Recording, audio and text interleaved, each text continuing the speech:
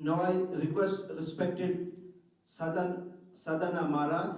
He is a journalist, writer, and philosopher. He has done his PhD in mass communications. He has a PhD in media and journalism.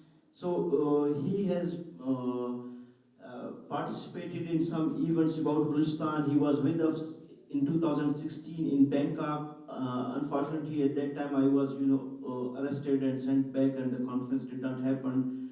And he has came from USA, and we are thankful to him for his presence and his participation. So, respected Sadana Marat, sir, the floor is yours.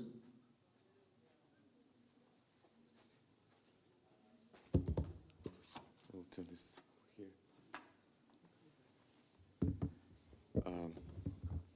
So, first of all, thank you so much, Mr. Miguel, for allowing me to, present my speech to this wonderful audience. Some faces I see familiar, some are very new to me, but I hopefully will have connections together and work for the future of Balochistan. So undoubtedly, the enforced disappearance of the Baloch has the linkage to the development of the China-Pakistan economic corridor. However, it's important to understand the geopolitical balances of power in the region. US has publicly opposed Chinese-Pakistan economic corridor project, calling it as a death trap for Pakistan, allowing China to exploit as much of its lands as they please. Pakistani economy is in need of investments, and they cannot get neither from the US nor from European countries. The only reasonable choice was building close ties with China. Even though I found that the US actions, especially being hard on Pakistan through the IMF, has slowed down the development of this infrastructure project, the investments coming from China are still there and have been doubled since 2015, reaching almost $65 million.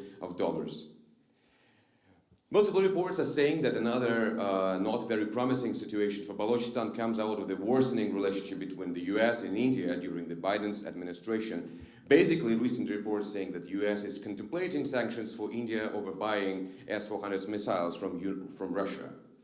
Moreover, India would also abstain from voting on a US-sponsored UN Security Council resolution condemning Russia for its hostile acts in Ukraine.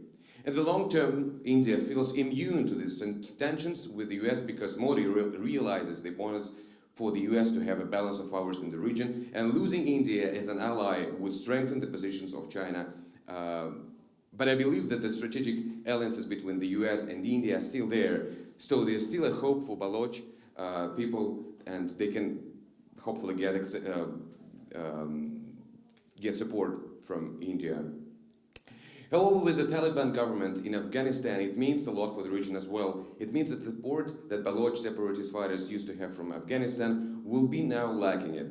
That only means the Baloch separatists who are already lacking the support in general are going to be sandwiched. However, the most important thing that I see would be the willingness both of Pakistan and China to extend the CPEC to Afghanistan. Some of these discussions took place already in September. Obviously, with the further development of the Balochistan region by Pakistan-Chinese alliance indicates that Pakistan will be coming down further hard on Baloch separatists.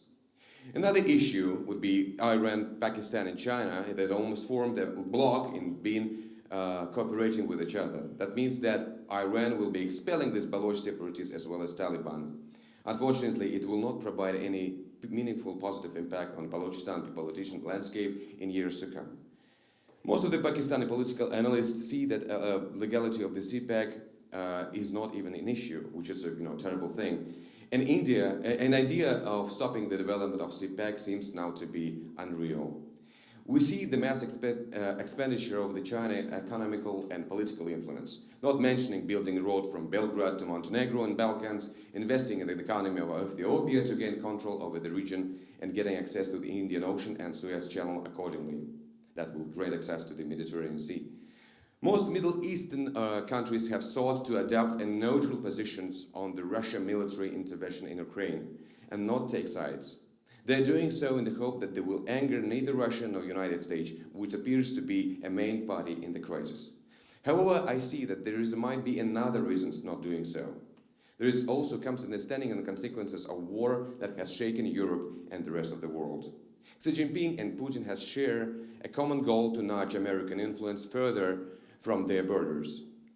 Just as Putin threats about NATO coming closer closer and closer to Russia, Xi Jinping stresses about being ring-fenced by a network of US partners across Asia with the leading positions of India.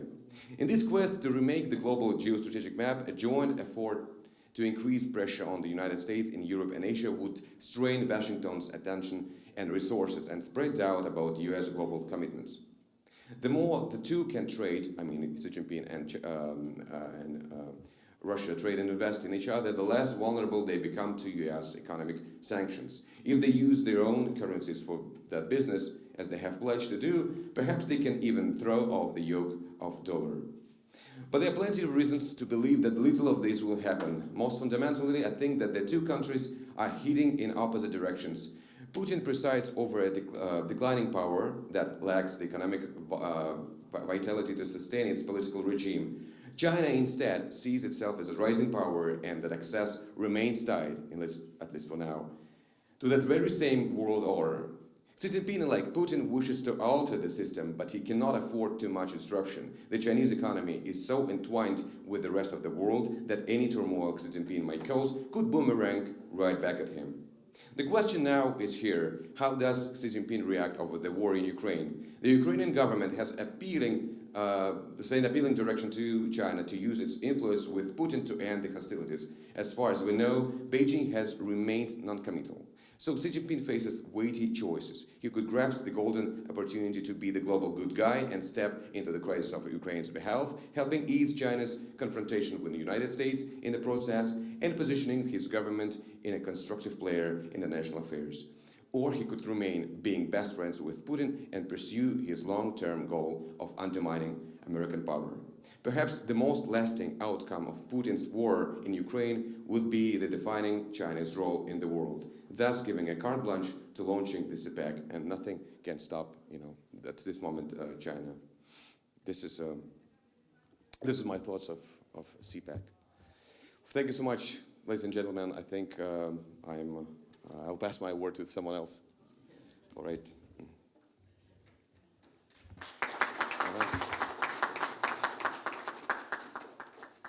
Thank you, Sadana Marat.